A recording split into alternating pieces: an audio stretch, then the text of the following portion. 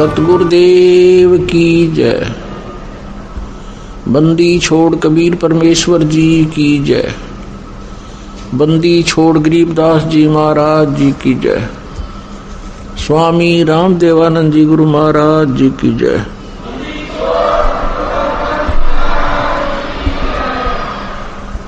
सर्व संतों की जय, सर्व भक्तों की जय, धर्मी पुरुषों की जय। श्री काशी धाम की जय, श्री छुडानी धाम की जय, श्री करौथा धाम की जय, श्री बरवाला धाम की जय। सत साहिब नमो नमो सतपुरुष को नमस्कार गुरु की नहीं। सो नर मुनि जन साधवा संतो सर्वसदी नहीं।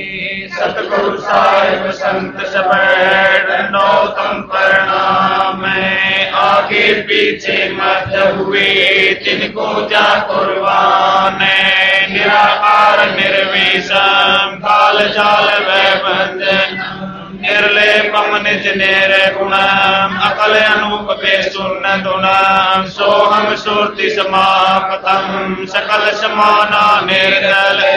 उजल हिरम भरहटम बेपरवाह था है। वार पार नहीं मत तम ग्रीव जो सुमरे सिद्ध होई। गणनायक कलताना करो अनुग्रह सोई। पारस पद परवाना आदि गणेश मनाओ।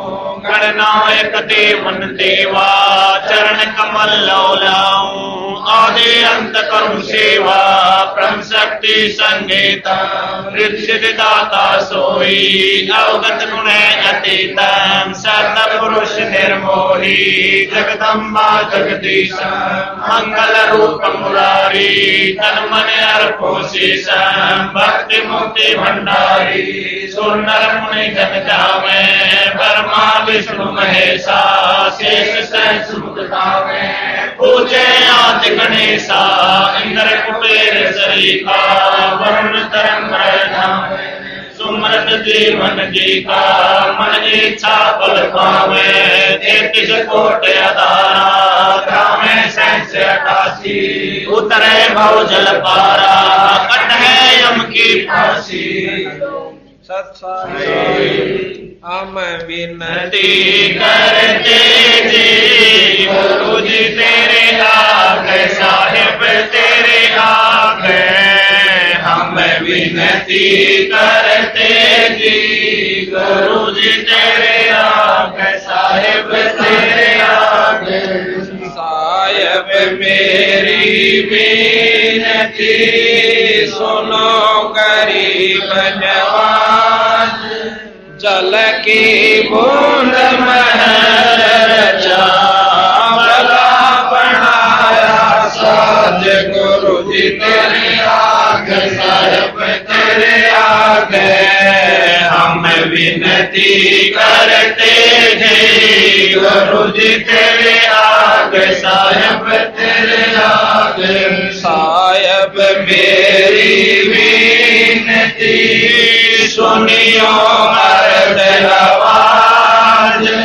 मातर बिगर गई मैं तू पुत्र पिता को लाज। गुरु जी तेरे आगे साहिब तेरे आगे हम विनती करते जी गुरु जी तेरे आगे। साहिब तेरे आगे। साहिब मेरी विनती कर जोड़ू करतार। तन मन धन कुर्बान जान दीजे मोहे दीदार। गुरु जी तेरे आगे साहिब तेरे आगे हम विनती करते जी गुरु जी तेरे आगे। साहिब तेरे आगे। मालिक मीरा मेरे मान सुनियो अर्ज आवाज। पंजारा को शीश पर चमन यूथ तेरा से। गुरु जी तेरे आगे साहिब तेरे आगे हम विनती करते जी गुरु जी तेरे आगे साहिब तेरे आगे मीरा मो पे मेहर कर मैं आया तक शाम समर्थ तुम्हारे आसरे बांधे जाम गुलाम गुरु जी तेरे आगे साहिब तेरे आगे हम विनती करते जी गुरु जी तेरे आगे साहिब तेरे आगे मैं समर्थ के आसरे तम कदम करता गफलत मेरी दूर करो खड़ा रहूं दरबार गुरु जी तेरे आगे साहिब तेरे आगे हम विनती करते जी गुरु जी तेरे आगे साहिब तेरे आगे अविनाशी के आश्रय अजरावर की शाम अर्थ धर्म काम मोक्ष हो समर्थ राजा राम गुरु जी तेरे आगे साहिब तेरे आगे हम विनती करते जी गुरु जी तेरे आगे साहिब तेरे आगे अर्ज आवाज अनाथ की आजिज की अरदास आवरना मेटियो दीजो ने सलवास गुरु जी तेरे आगे साहिब तेरे आगे हम विनती करते जी गुरु जी तेरे आगे साहिब तेरे आगे अनंत कोट ब्रह्मांड का करती नहीं पार सतगुरु पुरुष कबीर है कुल के सर्जनहार गुरु जी तेरे आगे साहिब तेरे आगे हम विनती करते जी गुरु जी तेरे आगे साहिब तेरे आगे जोगन योगन के पाप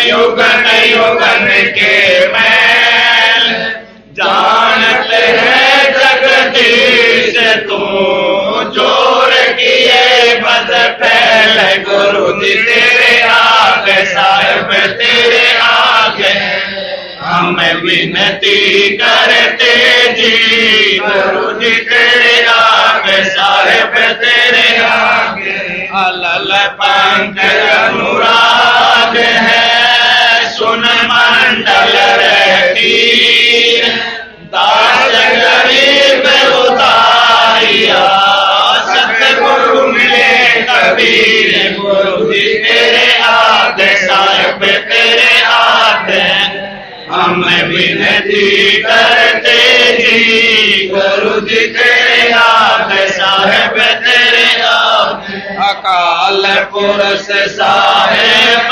धनी अवगत अविनाशी कृपदास शरण लगा काटो यम फांसी गुरु जी तेरे आगे साहिब तेरे आगे हम विनती करते जी गुरु जी तेरे आगे साहिब तेरे आगे अकाल पुरुष साहेब धनी अवगत अविनाशी कृपदास शरण लगा काटो यम फांसी गुरु जी तेरे आगे साहिब तेरे आगे हम विनती करते जी गुरु जी तेरे आगे साहिब तेरे आगे सत साहिब मारे पूया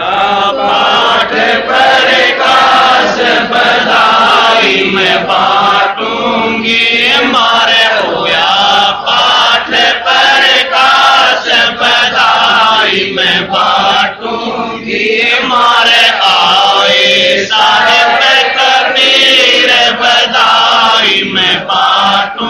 मारे आए साहेब कबीर बधाई मैं बांटूंगी मारे आए गरीबदास बधाई मैं बांटूंगी मारे आए गरीबदास बधाई मैं बांटूंगी मारे होया पाठ प्रकाश बधाई मैं बांटूंगी अमर लोक से चल कर आए अमर लोक से चल कर आए भव बंधन से जीव छुड़ाए भव बंधन से जीव छुड़ाए दे मंत्र सतलोक पठाए दे मंत्र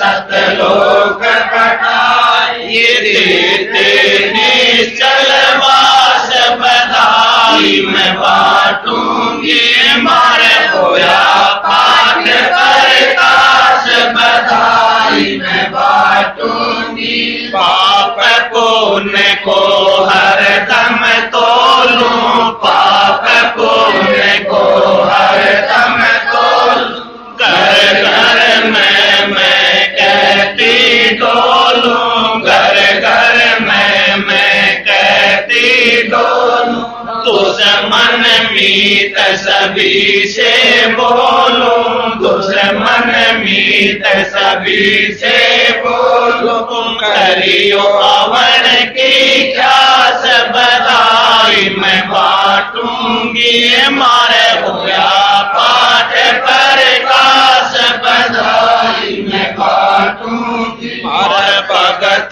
महात्मा आवेंगे मारे भगत महात्मा आवेंगे वो शब्द साहिब के गावेंगे वो शब्द साहिब के गावेंगे मारे परम भूत मिट जावेंगे मारे परम भूत मिट जावेंगे फिर होए नाम विश्वास बधाई मैं बांटूंगी मारे होया पाठ प्रकाश बधाई मैं बांटूंगी नगर निवासी सब ही आना नगर निवासी सब ही आना आपस के मतभेद भुलाना आपस के मतभेद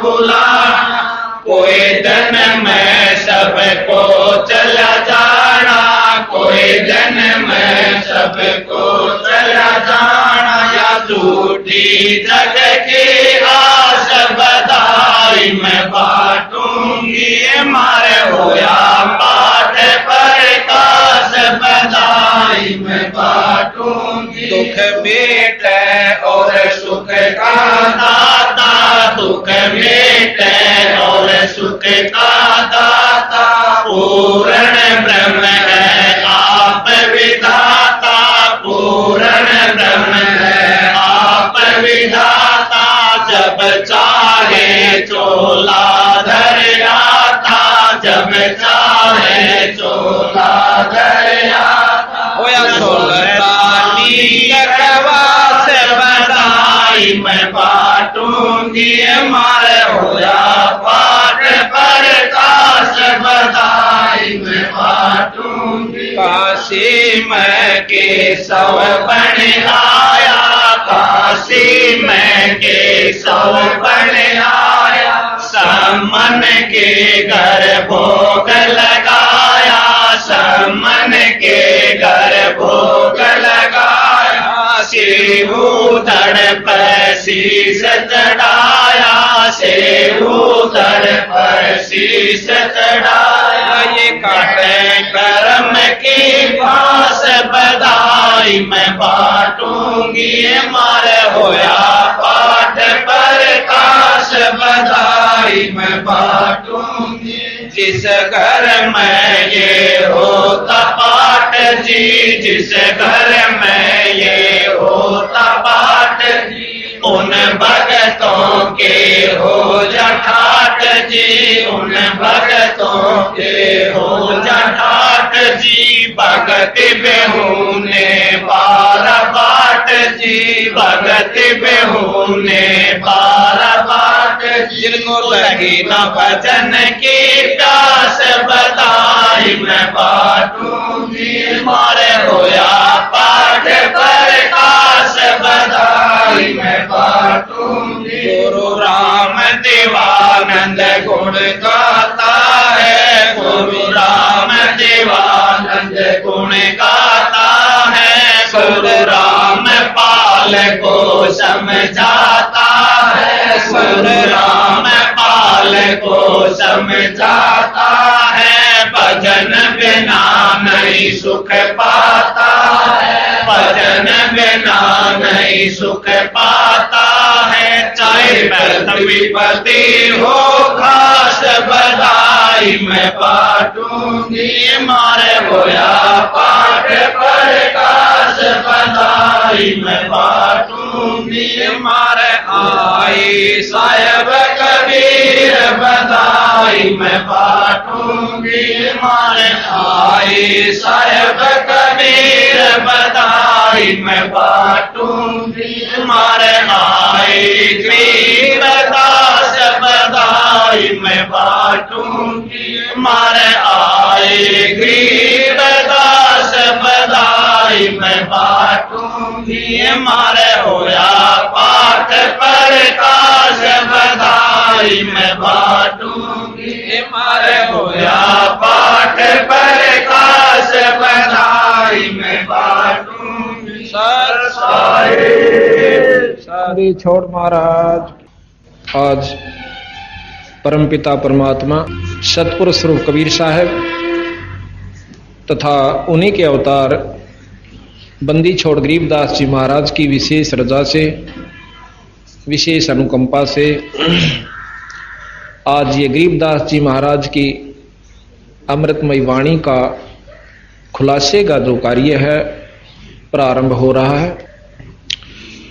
प्रथम तो हम आपको ये जानकारी देना चाहेंगे कि बंदी छोड़ गरीबदास जी महाराज कौन थे, इनकी क्या उद्देश्य था इनका, और इन्होंने क्या रचना की जो कि ग्रंथ साहिब के रूप में लिपिबद्ध किया गया। बंदी छोड़ गरीबदास जी महाराज गांव छुडानी के अंदर, जिला रोहतक, तहसील बहादुरगढ़ में दुल्हेड़ा गांव के पास एक छोटा सा गांव है। उस छुडानी गांव के अंदर सन 1717 में पूर्णमासी के दिन, बैसाख उतरते की पूर्णमासी के दिन बंदी छोड़ गरीबदास जी महाराज का अवतरण हुआ, जन्म हुआ। इनकी पूज्य पिताजी का नाम श्री बलराम जी जाखड़ जाट परिवार के अंदर हुआ। वैसे तो संत जाति को नहीं मानते, परंतु जो समाज ने या फीत लगा रखी है युगों युगों से, थोड़ा सा वर्णन करना पड़ता है। इनकी पूज्य माता जी का नाम श्रीमती रानी देवी था। श्रीमती रानी देवी छुडानी गांव की लड़की थी और श्री बलराम जी गांव करोथा के रहने वाले थे।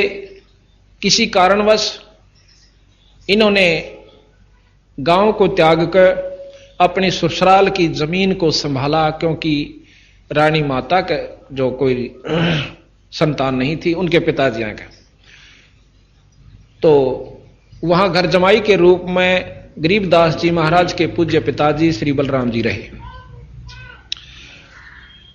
इनके 2500 बीघा जमीन थी, जो कि पुराना बीघा होता था, जो 2.5 बीघे जो आजकल के किलों के हिसाब से है, 2.5-3 बीघे का होता था।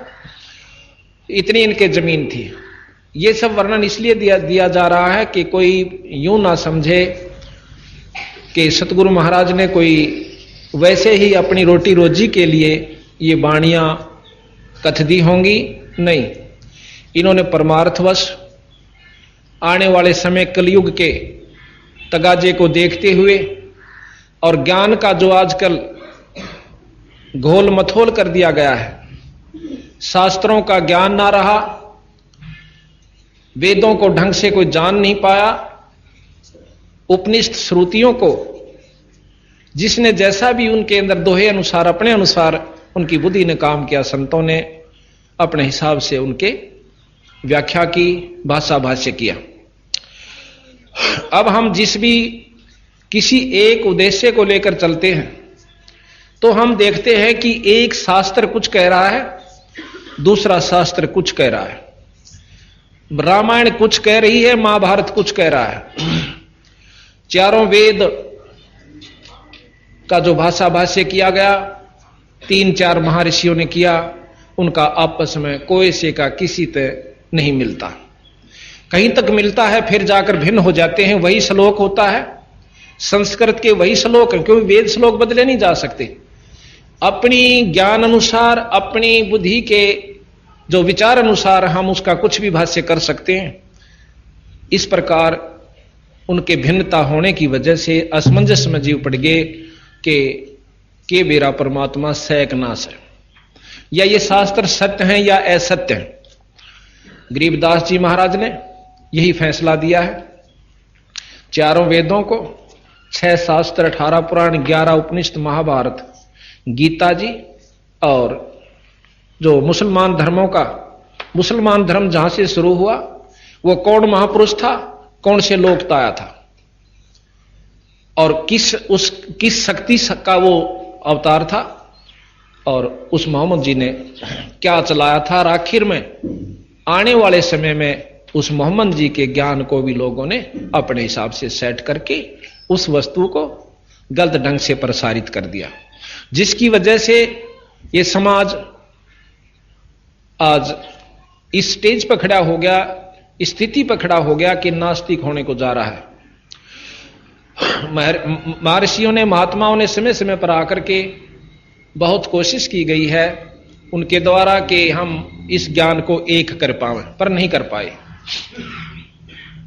बंदी छोड़ कबीर साहब ने तथा उन्हीं के अवतार बंदी छोड़ गरीबदास जी महाराज ने उस सारे ज्ञान को एक किया और यह बताया कि चारों वेद हमें क्या बताते हैं, और उन चारों वेद के जान लेने से, चारों वेद का ज्ञान हो जाने से हमें क्या उससे उपलब्धि होगी। और फिर साथ में यह बताया है कि वेदों का जान लेना एक तरफ, जैसे पहले ऐसे भी महापुरुष हुए हैं जिन्होंने चारों वेदों को कंठस्थ याद किया, जिसको चतुर्वेदी के नाम से जाना जाता है। आज भी उनके वंशज, चाहे वो अनपढ़ है, उसको भी चतुर्वेदी कहते हैं। उनके कोई पूर्वज हुए हैं जिन्होंने चारों वेदों को कंठस्थ याद किया। अब कंठस्थ याद कर लेना शास्त्र को कोई बड़ी बात नहीं और कोई खास उपलब्धि नहीं, ऐसा गरीबदास जी तथा बंदी छोड़ कबीर साहब जी हमें बता रहे हैं। किसी शास्त्र को कंठस्थ याद कर लेना यह कोई खास उपलब्धि नहीं बताई, उससे हमारा आत्म कल्याण नहीं हो पाएगा, केवल जानकारी हो सकती है। दुनिया में हम ये जना सकते हैं कि संस्कृत बोल बोल के प्रभावित कर सकते हैं, पर आत्म कल्याण का उसमें रास्ता नहीं है। चारों वेद क्या बताते हैं ये हम आपको समय आने पर, जैसा क्योंकि 7 दिन चलेगा, ये धीरे धीरे खोल खोल कर समझाएंगे बड़े अच्छी तरह। तो साथ में यह भी बताया कि भगवान कृष्ण जी ने श्री गीता जी में हमें क्या ज्ञान दिया, और उस ज्ञान की जानकारी हो जाने से हम बुराइयों से बच सकते हैं। अब आप देखते हो कितने बच पाए हैं, क्योंकि जब तक हम सच्चे नाम का सहारा नहीं लेंगे, नाम एक ऐसी जड़ी है जो कि हमारे को जिस उद्देश्य को हम पाना चाहते हैं उस पर आरूढ़ करेगी और हमें शक्ति प्रदान करेगा। वो नाम के अंदर वो शक्ति है जो गुरु से उपदेश लिया जाता है। अब यही है कि महाराज कबीर साहब ने कहा, और गरीबदास जी भी प्रमाण देते हैं, ओंकार है वेद को मूला। ओंकार, ओम, ओम नाम जो है चारों वेदों की जड़ है। मूला कहते हैं मूल को, चारों वेदों की जड़ है। और महाराज कहें इस ओंकार में सब जग भूला। ओंकार जो है ये वेद की जड़ है। चारों वेद पढ़ लो, एक ओम नाम जाप कर लो, वो भी किसी गुरु से लेकर। वैसे अपने मनमुखी नाम जाप करने से कोई लाभ नहीं होता, ऐसा भी संतों ने प्रमाण दिया। फिर साथ में यही बताया कि गीता जी के ज्ञान को हम याद कर लेते हैं, सारा घोट लिया, सब कुछ याद हो गया, फलाने अध्याय में ये लिखा है, उस अध्याय में ये लिखा है, तो उससे भी आत्म कल्याण नहीं होगा। हाँ ठीक है, आत्म कल्याण के लिए हमने गुरु से उपदेश लेना होगा, और गुरु उपदेश जो भी जिस इष्ट का नुमाइंदा होगा वही तक का लाभ हमें दे पाएगा। ये भी साथ में बंदी छोड़ना हमें बताया। अब साथ में सतगुरु महाराज ने ये ज्ञान दिया कि जो मुसलमान भाई हैं वो मोहम्मद जी को परमात्मा अल्लाह का खुदा का अवतार मानते हैं। और मोहम्मद जी कहां से आए थे? ये शंकर जी के गण थे और शंकर लोक से आए थे। क्योंकि जो भी गण किसी भी इष्ट, किसी भी जैसे महापुरुष की जैसे इष्ट की नगरी से आता है, लोक से आता है, जिस प्रकार विष्णु जी के अवतार राम और कृष्ण जी आए, शंकर जी के अवतार गोरखनाथ जी, और भी बहुत से लिखे हुए हैं रुद्र वगैरह, और साथ में मोहम्मद जी भी। मोहम्मद जी ने अपना अलग से ज्ञान चला दिया। उन्होंने भी इतना भ्रष्ट नहीं किया था समाज को, ना मांस खाने की कहीं किसी भी कुरान के अंदर कहीं भी नहीं लिख रखा कि मांस भक्षण किया करो। आने वाले समय में समय के अनुसार महाराज कबीर साहब कहते हैं कि अपनी जाड़ के स्वाद के कारण हमारे जैसे स्वार्थी जीवों ने इसको समाज को पथभ्रष्ट कर दिया। अब हम आपको ले चलेंगे कि कबीर गरीबदास जी महाराज सन 1717 में वैशाख उतरते की पूर्णमासी को विक्रमी संवत 1774 में श्री छुडानी धाम में प्रकट हुए। जब गरीबदास जी महाराज 10 वर्ष के हुए, खेतों में गौ चराने जाया करते थे, क्योंकि 150-200 गायें रखा करते थे इनके पिताजी। बहुत लंबे चरागा थे, 2500 बीघा बहुत होता है। तो एक दिन ये गौ चराने के लिए गए हुए थे, दिन का समय था। बंदी छोड़ कबीर साहब अपने सतलोक से आए। अब धीरे धीरे आपको ज्ञान होगा कि सतलोक क्या है, वो कौन सा लोक है जो सत्य है। ये थोड़ा सा 7 दिन तक श्रवण करोगे विशेष रूप से रुचि के साथ, तो पूर्ण रूप से जानकारी हो पाएगी। सतलोक से आए और वहां एक संत का रूप बना के, जैसे कि आप देखते हो, धोती और कुर्ते में, सिर पर लंबा टोप, और आकर के महाराज कबीर साहब गरीबदास जी तक कहने लगे, भाई पालियो, क्यों 2-4 पाली और साथ में थे, कि भाई पाली मैंने दूध पियाओ। अब गरीबदास जी 10-1 साल के बच्चे थे, कहने लगे महाराज जी दूध पियो, अभी निकाल देता हूं गऊ का। तो कबीर साहब ने बोले, ना भाई, दूध पीऊंगा बिना ब्याई हुई गां का, गऊ भी ना हो बछड़ी हो, यानी नए दूध ना हो रही हो और दूध छोड़ रखा हो, पिंदी भी नहीं हो दूध, उस बछड़ी का मैं दूध पीऊंगा। अब जो और पाड़ी थे बड़े बड़े, वो ने बोले कि महात्मा जी आपने फिर दूध पीने की रुचि को ना, आप तो मजाक करो सो, बिना ब्याई कदे दूध दिया करे। सतगुरु महाराज कहने लगे कि हाँ बिना ब्याई भी दिया करे। गरीबदास जी महाराज कहने लगे कि स्वामी जी आप जिस बछड़ी का हाथ ला दोगे उससे का दूध काट दूंगा। कबीर साहब ने एक बछिया का हाथ ला दिया जो 1.5 साल की थी, नए दूध ना हुई थी। हाथ लानते ही उनके थना में ते अपने आप दूध रसना शुरू हो गया। अब कई भाई तो इस बात को कतई गलत मानते हैं कि ऐसा नहीं हो सकता कि अपने आप दूध और बिना ब्याई, ये तो 250 साल पहले की बात है, बिल्कुल सत्य है। आज आपको बताता हूं कानोंदा गांव के अंदर इब तो वह गऊ हो रही है 5-6 ब्याली, उसे तसल्ली करियो आप जा करके। वो नाम भूल गया, मैं नाम भी नोट करके लाऊंगा, बताऊंगा आप तक। वो नाम ले रखा उस औरत ने हमारा, बुढ़िया। वानो बोली जी साबित गांव गवा इस बात का, या बाछड़ी जो है 1.5 साल की थी और अपने आप में इसने प्याण गई दूध, इसके थना में तो दूध निकलना शुरू हो गया जोड़ के ऊपर। मन ने सोची मैं इसका कोई राध रूद बन गई होगी। मैं घर ने ले आई, डॉक्टर को दिखाया, डॉक्टर ने बोला कोई राध नहीं, ये तो वैसे हो जाता है। अगले दिन और ज्यादा ठाण पर बैठती हुआ, ठाण सारा दूध में जो ना बहुत दूर तक फैला मिलता। फिर तीसरे दिन, चौथे दिन, हफ्ते पाछा तो उसमें तुर्री बंधन लाग गई। तो मन ने केक एक बाल्टी डालने लागी। जब वो दूध उसके पाया के ऊपर का बांध के एक हल्की सी बरोली ही बांध दी, कुछ वो बरोली भरने लागी। आधी मतलब शेर होया दूध, फिर 1.5 शेर होया।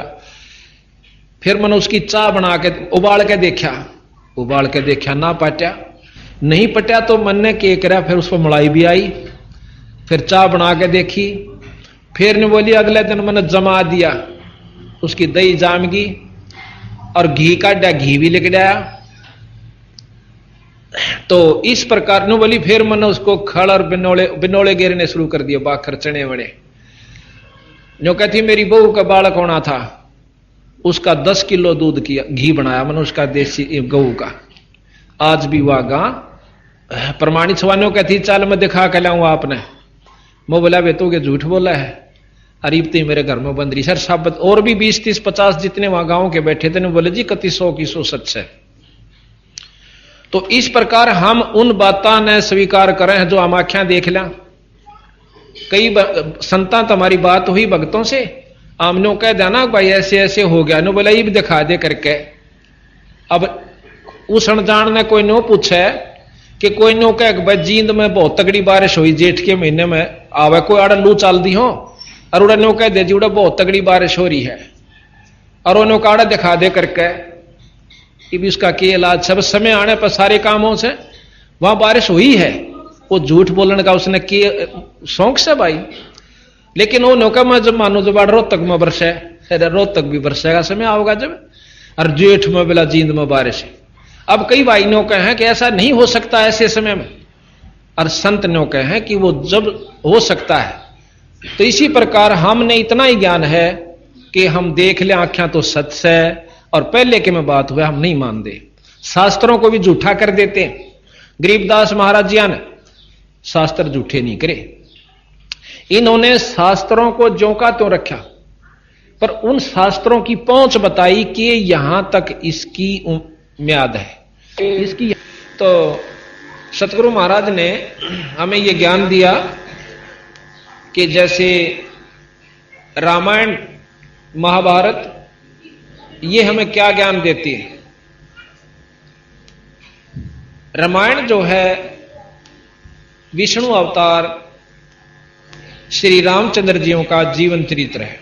जीवन लीला कहो, जीवन चरित्र कहो, उसके बारे में हमें जानकारी दी गई कि भगवान राम ने कब जन्म लिया, वो कै भाई थे, उनके पिताजी का क्या शुभ नाम था, उनकी कै मौसी थी, माताएं थी, हैं? उसके बाद उनको वनवास हुआ, सीता जी का हरण हुआ, रावण का मरण हुआ, फिर वापस सीता जी अपने अयोध्या को लौट आई, और उसके उपरांत भी सीता जी घर नहीं रह पाई। उसके बाद बेचारी के भाग्य में फिर भी सुख नहीं लिखा, और वो फिर भी वन में जाकर के 2 पुत्रों को जन्म दिया, लव और कुश को। फिर प्रमाण दिया कि जब लव कुश जवान हुए, रामचंद्र जी ने अश्वमेघ यज्ञ करी, तो उसमें रामचंद्र जी के और लक्ष्मण के छक्के उन 2 लड़कियां ने लव और कुश ने छुटा दिए। अर्थात उस 3 लोक के भगवान ने उन बच्चा का आगे हाथ खड़े करने पड़े किसी भी कारणवश। तो भाव ये से सतगुरु गरीबदास जी महाराज का कहने का और इस ग्रंथ साहब की रचना का उद्देश्य यही था कि यथार्थ ज्ञान महाभारत से निकाला और उसका वर्णन किया, वर्णन के बाद उसका सार दिया, भावार्थ दिया, और फिर सार दिया। तो इस प्रकार फिर ये बताया कि इसके बार बार पाठ्यक्रम से भाई महाभारत का हम बार बार पाठ कर लें या रामायण को बार बार पढ़ते रहे तो क्या हासिल होगा? हम जानकारी प्राप्त कर सकते हैं, आत्म कल्याण नहीं। हमें ज्ञान हो जाएगा, कंठस्थ हो जाएगी 2 4 10 में पढ़ने पाछे, पर आत्म कल्याण नहीं। हम पशु और गधे बनते नहीं बच सकते गीता और महाभारत को बार बार पाठ्यक्रम पढ़ने से।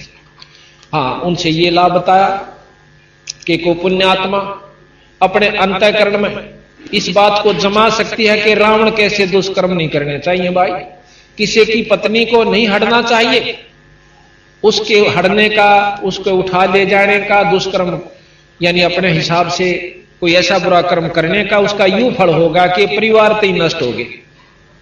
इस दुख से, इस पाप कर्म से हम बच सकते हैं, लेकिन पशु बनते नहीं बच सकते। जितने भी शास्त्र हैं, हमारे पास वेद भी रखे हैं, जिसमें महर्षि दानंद जी का भाषा भाष्य है। उन्होंने 1.5 वेद का जो है भाषा भाष्य किया था, आधा सामवेद और एक यजुर्वेद। तो उस वेद में क्या लिखा हुआ है कि उस परमात्मा ने हमें आज्ञा दी गई है कि तुम ऐसे रहा करो भाई, शुभ काम किया करो, यज्ञ हवन किया करो, परमात्मा का नाम लिया करो, ईश्वर को याद किया करो, बुरे कर्म मत किया करो। राजा जो ऐसे काम नहीं करता वो राजा नहीं कहलाता। ये ज्ञान दिया है। इस ज्ञान से हम अपने अंतःकरण को और इसके ऊपर अनुसरण करने से दुखों से बच सकते हैं, बुराइयों से बच सकते हैं, लेकिन जन्म मरण के चक्कर में हम नहीं बच सकते केवल यज्ञ और हवन तथा इसके वेद के पाठ बार बार कर लेने से। ऐसा गरीबदास जी ने बताया। साथ में यह भी बताया कि एक नाम दिया जाता है, जैसे ओम जाप, इस 3 लोक की विशेष शक्ति है इसके अंदर, और पूरी उपलब्धि ओम नाम के जाप में हो जाती है। आप देखते हो शंकर भगवान का भी जाप जब करते हैं ओम नमः शिवाय, कृष्ण भगवान का नाम जाप करते हैं ओम भागवते वासुदेवाय नमः। जितने भी कोई भी आप उठाकर देख लो, जो भी मंत्र अगर कामयाब हुआ तो ओम नाम से हुआ है। तो गरीबदास जी महाराज भी कहते हैं ओंकार है वेद को मूला, इस वेद की जड़ है, पर भाई इस ओंकार में सब जग भूला। ओम जाप के, ओम नाम के जाप तक हमें के प्राप्ति होगी, ये गरीबदास जी महाराज बताते हैं। लेकिन उस ओम नाम की उपलब्धि किन किन संतों ने की, ओम नाम के जाप से किन ऋषियों ने क्या क्या वस्तु प्राप्त की? भाई सिद्धियां प्राप्त की, अपने शरीर को साध लिया, इतनी तक सिद्धियां कर ली थी कि आकाश में उड़ जाया करते थे ओम नाम के जाप तक। और फिर उन ऋषियों का भी पूर्ण मुक्ति नहीं हुई, ये बंदी छोड़ गरीबदास जी ने बताया, प्रमाण दिया कि उन संतों ने क्या प्राप्ति की, जिसको ये 3 चौथी मुक्ति कही जाती है। उस चौथी मुक्ति के अंदर जीव किस परिस्थिति में होता है वो भी सारा इसमें वर्णन किया। समय आने पर आपको धीरे धीरे सारा बताएंगे। अब रामायण का ज्ञान हो गया, हम उनसे बच गए। जैसे गीता जी के पाठ करने से हमें यह ज्ञान होगा कि वह बुराई नहीं करनी चाहिए, जीव अमर है। इसमें लिखा ना परमात्मा, प्रकृति और जीव अनादि है, ऐसा हमारे शास्त्र ज्ञान देते हैं। अब जीव पहले एक परमात्मा था, परमात्मा से फिर हम आत्म रूप में थे, आत्म रूप से हम जीव बने। जीव बने अपनी इच्छाओं के कारण, और जब इच्छाओं का नष्ट हो जाएगा, हमारी वासनाएं समाप्त हो जाएंगी, हम फिर पीव बन सकते हैं। ऐसा प्रमाण गरीबदास जी ने दिया और भी शास्त्र बताते हैं।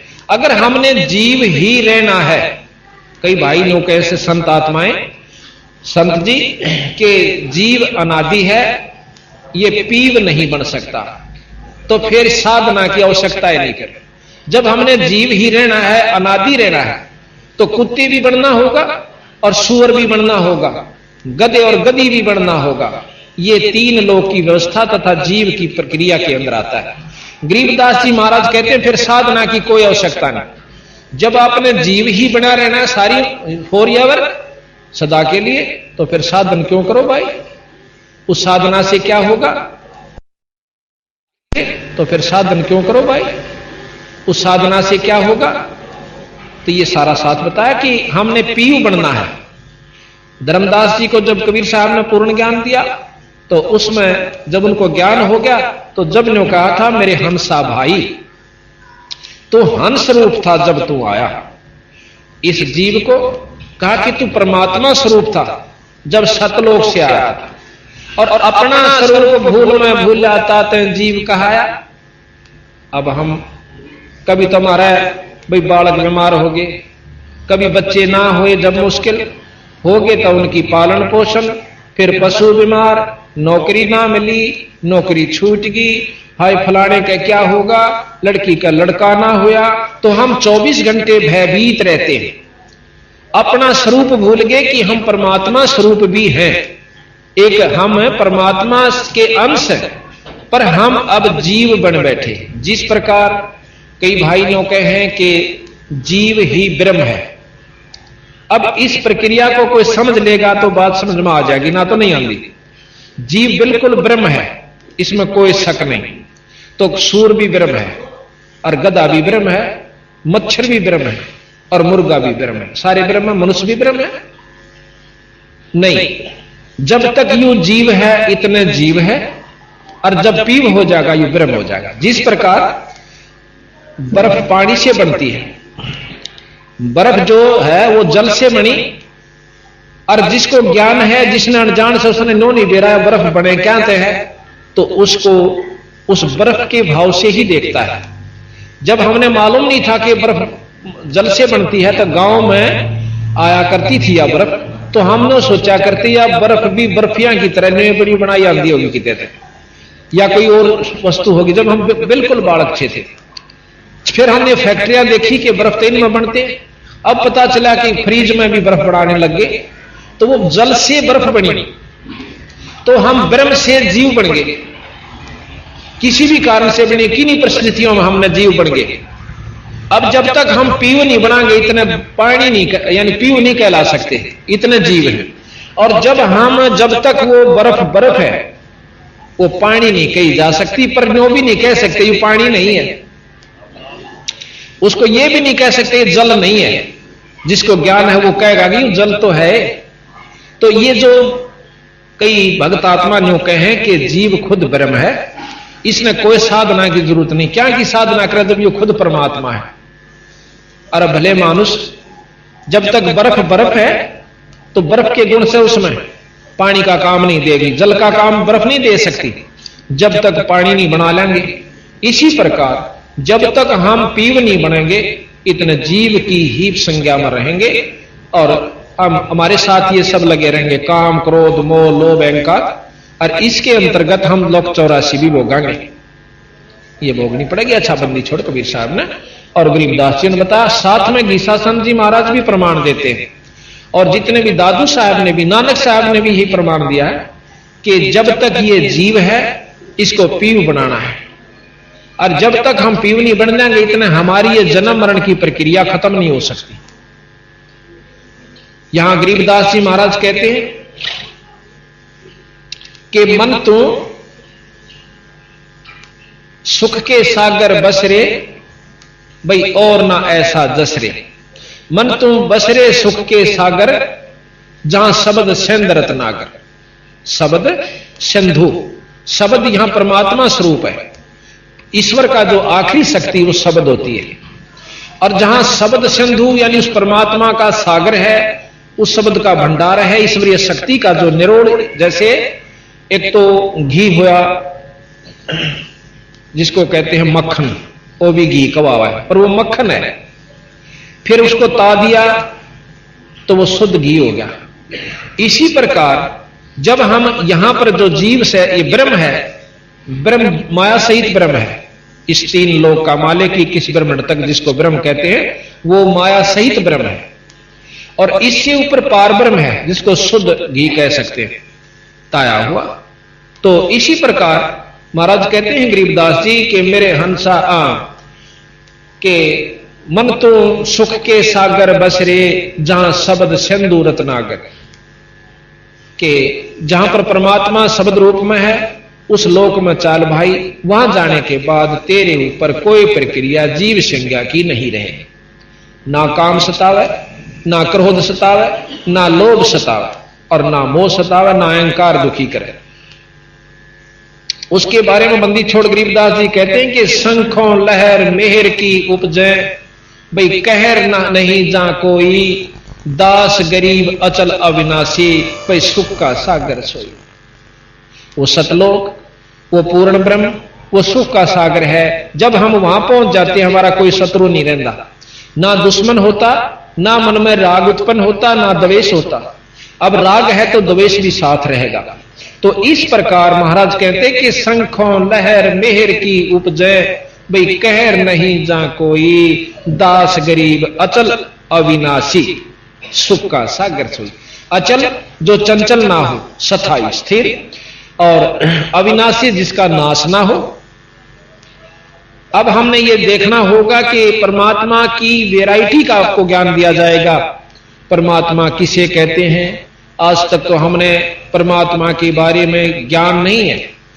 जानकारी जरूर है कि एक शक्ति ऐसी है जिससे हमारे काम सरया करें और हमारे दुख दूर होते हैं, और साथ में हम उनकी अच्छी उपासना करेंगे तो कोई ऐसी स्थायी तव है जहां हम, जैसे दहू का प्रमाण मिलता है, प्रहलाद का प्रमाण मिलता है, मीराबाई का प्रमाण मिलता है कि उनको यहां से इस दलदल से निकलकर कुछ राहत स्वर्ग में प्राप्त हो रही है, वो सुखी है। अब सतगुरु महाराज कहते हैं स्वर्ग से ऊपर एक और लोक है जो शंखों स्वर्गों जितना सुख है। जिस प्रकार स्वर्ग क्या चीज है, स्वर्ग नाम सुख का होता है। जो गांव में जो गरीब आदमी हैं, झुग्गी झोपड़ी में रहते हैं, उनसे ज्यादा सुखी जो चिप्स के मकाना में रहे से और एयर कंडीशन लगे हुए, वो उनकी नजरों में स्वर्ग में है। जो के तो कोई फर्क नहीं, लेकिन जो उस महलों में रहते हैं जिनके अंदर फ्रिज, कूलर, कार, कोठी, एयर कंडीशनर है, वो जीव वहां रहते हैं। और वो जो झोपड़ी वाले उनको स्वर्ग में समझते हैं। और उनके अंतःकरण में जो बीमारी सवा जो की तो से, किसी का छोरा मर रहा से, किसी की फैक्ट्री नहीं चल दी, किसी का बीमारी हो रही है, अंदर उनका कुरुड़ना जो लगी हुई वह अलग है, पर उन बेचारों की नजर में वो कति स्वर्ग में है। तो गरीबदास जी महाराज कहते हैं हम जो यहां पर सब उपलब्धि प्राप्त है राजा को, उस राजा से सुख 1000 गुना सुख स्वर्ग लोक में होश है। पर उन देवताओं के अंदर जो लोग उसमें रहते हैं, जो पुण्यात्मा यहां से अपना मेहनत करके स्वर्ग प्राप्ति कर रही है, उनके अंदर राग द्वेष ज्यों का त्यों भया पड़ा से, वो सुखी नहीं है। हमारी नजर में वो स्वर्ग में कति सुखी है। हम कोशिश करते हैं स्वर्ग में पहुंच जाए। 3 लोक, वेद और शास्त्र, पुराण, उपनिषद, ये सिर्फ हमें स्वर्ग तक पहुंचाने की कोशिश कर रहे हैं, ये वहीं तक का ज्ञान देते हैं। गरीबदास जी महाराज जहां ये ज्ञान अपना खत्म कर लेते हैं शास्त्र, वहां से शुरू करते हैं।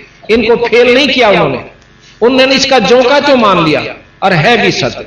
फिर उनका बताया कि उस स्वर्ग में की फल से आप की वहां प्राप्ति करना चाहते। आपने राग द्वेष सुने कि एक राजा था रहुस नाम का, उसको इंद्र पदवी मिल गई।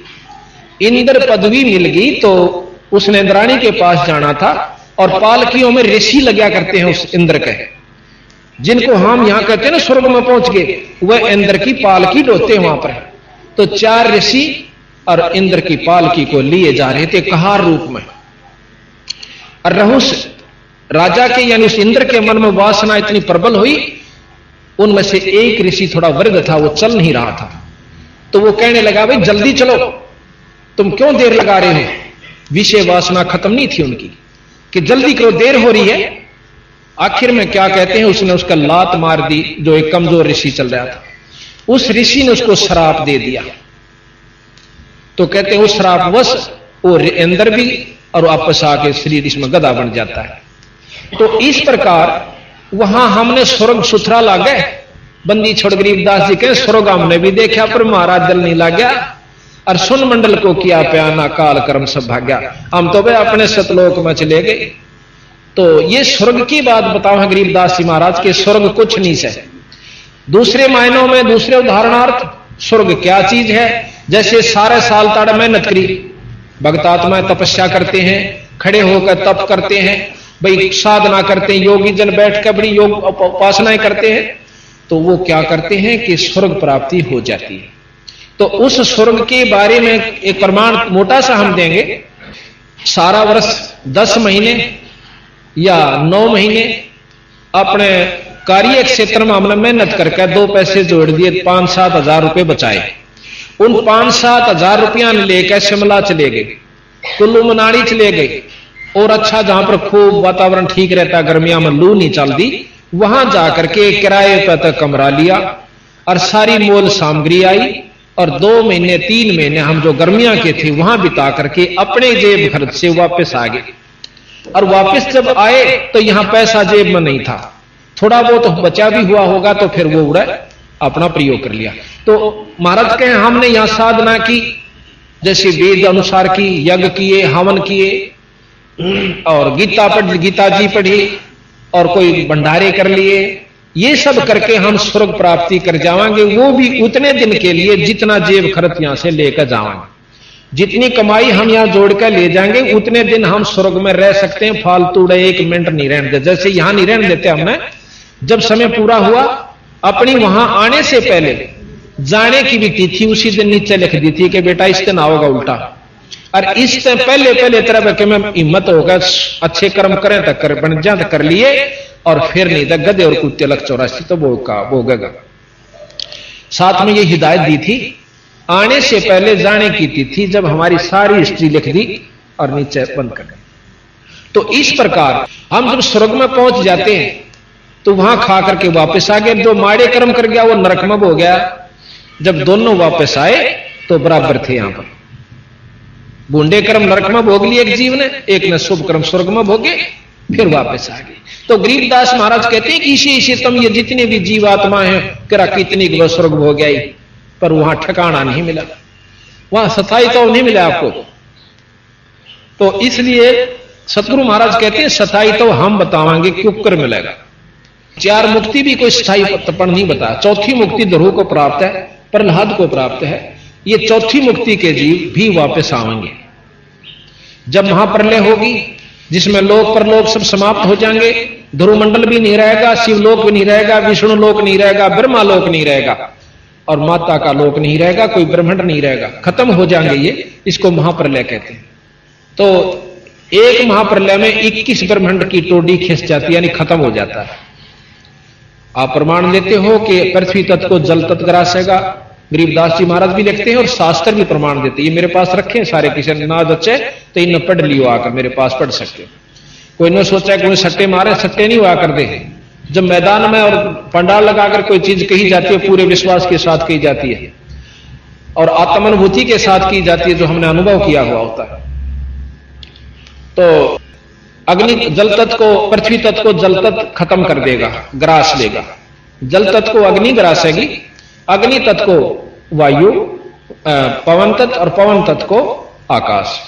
आकाश को ओंकार, ये ओम ग्रास लेगा अपने अंदर, जिसको ज्योत निरंजन कहते हैं, जिसको ब्रह्म कहा। और ज्योत निरंजन को पार ब्रह्म अक्षर पुरुष अपने अवगत पुरुष ग्रास लेगा। अवगत पुरुष जो है वो पार ब्रह्म है, यानी इस ब्रह्म तक को भी पार ब्रह्म अपने अंदर समा लेगा, अपने पास रख लेगा। और जितने भी ये जीव हैं इनको न्यारे न्यारे अलग अलग कोथड़ियां में गाल कर दर दिया जाएगा। जैसे ज्वार का बीज न्यारा गाल दे, चना का न्यारा गाल दिया, गुआर का अलग रख दिया। इस प्रकार हम सब जीव वहां उस पार ब्रह्म के अक्षर पुरुष के लोक में, अवगत पुरुष के लोक में बोरियां भरकर डाल दिए जाते हैं, और दोबारा फिर सृष्टि रची जाती है। तो हम फिर भगा दिए जहां से किसी रूप में अपने उसी भोग को भोगने के लिए फिर शुरू हो जाते हैं। तो यहां बंदी छोड़ गरीबदास जी महाराज कहते हैं, मन तो सुख के सागर बसरे, भाई बहोर ना ऐसा जसरे। मन तो सुख के सागर बसरे, सुख के सागर, जहां शब्द सिंधु रत्नागर। कोट जन्म तन भरमत होगे, कुछ ना हाथ लग्या रे। भाई कुकर कुत्ता, सुकर सुअर, खरगदा, ये जो नितन भोगी। कुकर सुकर खर बया बोरे, तू कौआ हंस बुगारे। कौआ भी रहा, हंस भी हुआ, और बुगला भी बना। तो ये तने बहुत बार, कितनी बार ये चीज तने भोग ली भाई।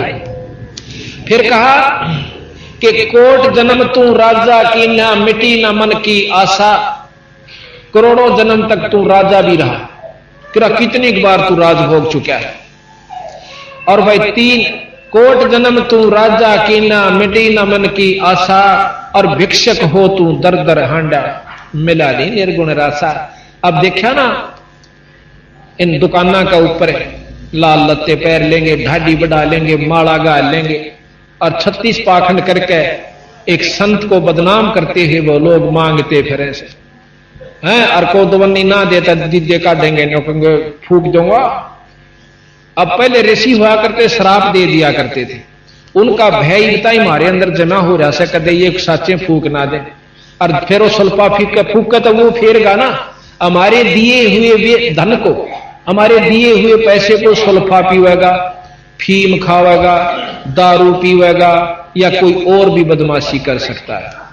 तो महाराज की कहते हैं कि ये सब पाखंड वस्तुएं हैं, इनके अंदर हमने आचरण बस नहीं रहना चाहिए।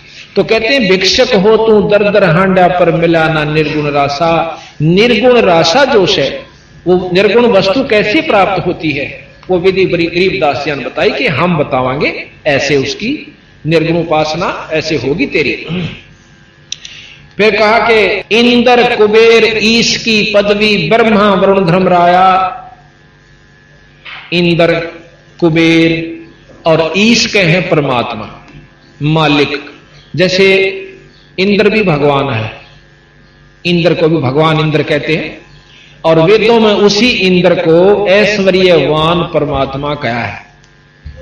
महर्षि जियों ने भी और जितने भी और शास्त्र ये खोल रखा श्याम वेद, उसमें लिखा कि ऐश्वर्यवान परमात्मा, जब परमात्मा में गुण विद्यमान है तो वो ब्रह्म नहीं है, वो निर्गुण नहीं है। जिसमें गुण है, जो परमात्मा ऐश भी करता है, उस परमात्मा वो सारी विधि है, तो उसके वो मतलब माया सहित है, रहित नहीं है। उन आकार में भी है कहीं ना कहीं, ये लिख रखा है इस वेद में भी, हम आपको दिखाएंगे। यजुर्वेद में साफ महर्षि दयानंद जी ने खोल रखा, भाष्य कर रखा उसका। और उस यजुर्वेद के 5वें अध्याय के 32वें श्लोक में खुद महर्षि जी सरलार्थ करते हैं।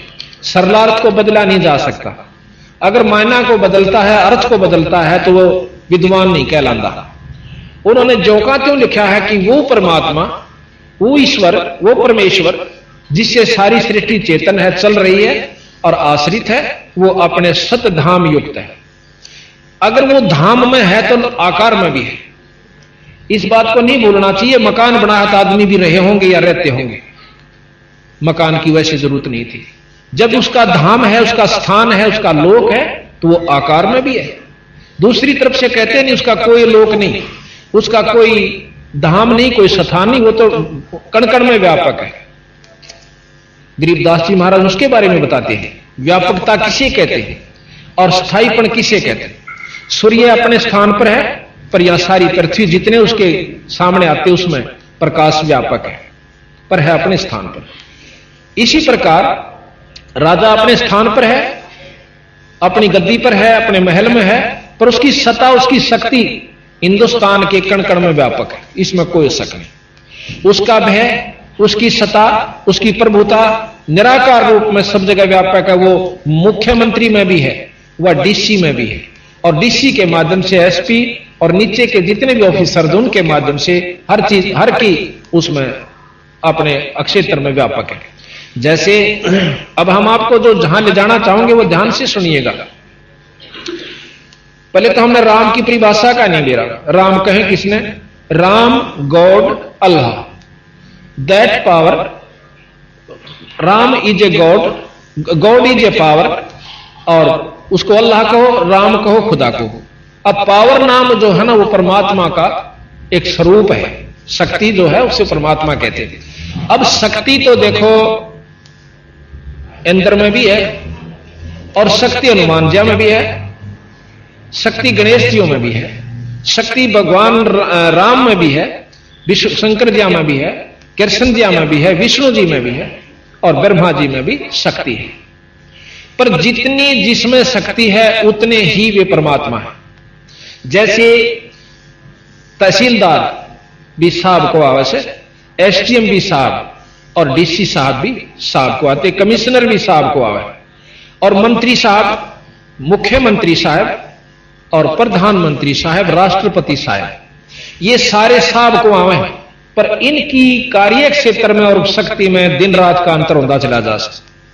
ये तो आप मानोगे कि इनके ये सब साहब है, ये कोई नहीं कहा भाई यू काम तो साहब कर सके, वो ऑटोमेटिक अंडरस्टूड होता है, सब तो उस चीज का जानकारी होती है। जैसे डीसी ऑफिस के जितने भी कार्यकर्ता होंगे, कर्मचारी होंगे, वन्यों का आकर कोई भी काम हुआ भाई साहब ने कहा, वन्यों नहीं कहते वह बार बार डीसी साहब ने कहा, वन्यों का आकर भाई यू साहब कह गए, स्टेनो आओगा कि साहब ने न्यू कहा, तो वो काम वो अंडरस्टूड है उनके लिए कि साहब कह रहे हैं, कि उस किस साहब ने किया, उनको ज्ञान है कि डीसी साहब के ये काम करें।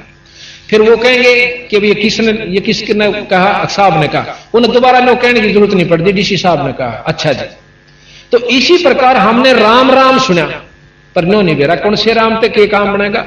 इन्होंने ये बताया गरीबदास जी ने, किसी शास्त्र का खंडन नहीं किया, वेद का खंडन नहीं किया कि वो गलत से या नहीं, बिल्कुल सत्य है वेद। पर जहां तक वो जिस साहब का, जिस राम का की वह जानकारी देते हैं वहां तक बिल्कुल सत्य है। अब हम डीसीएन प्रधानमंत्री की संज्ञा दे बैठे तो भाई देखा जान लगे सब बंडा, जो हम शुरू में थे ना, छोटे छोटे थे तो नहर पर पाड़ी चले जाते, तो एक दिन और सिर आ गया, सर पर टोपर साइकिल के ऊपर, हमारे गांव का एक बेलदार और तो पाड़ी भाग गए, क्यों पहले बहुत भय होया करता अफसरों से, आज से को 30-35 साल पहले की बात है। और तो भाग के खेता में लग गए क्योंकि पानी चढ़ा करते थे, फ्लड आई हुई थी और अपनी भैंस भूसों को नहर नूरा पास पास चलाया करते थे। और बाकी रह गए, जो रह गए उनको उन्होंने पकड़ लिया, वो फिर डर गए, रोन लागे, बालक से थे। उसके बाद और बह बढ़ गया हमारा भी, कोई भी दिख जाता साहब आओ है, डांक मार दे बाज जाते। तो हमने मतलब नो नहीं बेरा था साहब है कौन, इतना जरूर बेरा था भाई नहर पर साहब आ रहा था। अब और सिरत लेके इंजीनियर और चीफ ताई तो बेरा ने कितने साहब बोले हैं, और इनकी अलग अलग से इनकी शक्तियां हैं। तो इस प्रकार आज हम इस स्थिति पर हैं कि हमने राम के बारे में ज्ञान भी नहीं, अल्लाह के उस है, और राम किसने कैसे, गॉड किसने, वो लड़ाई जरूर कर देंगे, हम अल्लाह नहीं कहेंगे, वो राम नहीं कहेंगे। यह भी कोई बात हुई, भाषा का अंतर है। साहब कहो, साहेब कहो, राम कहो, सतराम कहो, खुदा कहो, अल्लाह कहो, गॉड कहो, ये वो शक्ति